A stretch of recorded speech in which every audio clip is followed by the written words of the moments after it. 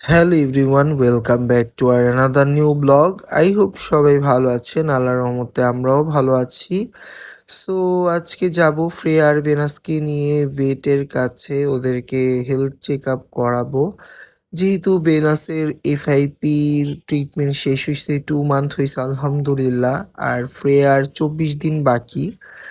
So শেষ হইতে আর কি। তো ভাবলাম আজকে একটা ভেট চেক আপ করেই ফেলি।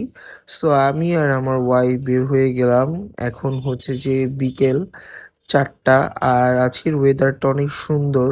অতটা মানে রোদও নাই, আবার অতটা ইয়েও না। সো আসলাম এখানে, দেখলাম অনেক ক্রাউড। এখানে বইসা আমরা ওয়েট করতেছিলাম। আর আমার বাচ্চাদেরকে একটা সেফ প্লেসে রাখলাম। যেহেতু ওদের এফআইপি যাতে ওদের থেকে অন্য বাচ্চাদের না হয় বা অন্য বাচ্চাদের থেকে ওদের না হয়। সেখানে ওয়েট করতেছিলাম। এখানে অনেকগুলো ক্যাটস ছিল। তারপরে দেখলাম একটা কিউট ডগ আসছিল।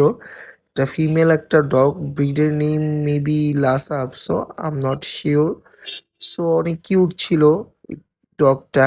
আর এই তো ওয়েট করতেছি, এখনো অনেক সিরিয়াল আছে। সো আমরা বসে স্ন্যাপ নিতেছিলাম, টাইম পাস করতেছিলাম। সো আলহামদুলিল্লাহ বাসায় চলে আসলাম।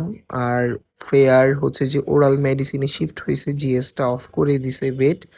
সো সবাই দোয়া করবেন। আজকের ব্লগটি এখানেই শেষ করছি। ইনশাল্লাহ দেখা হবে নেক্সট কোনো ভিডিওতে।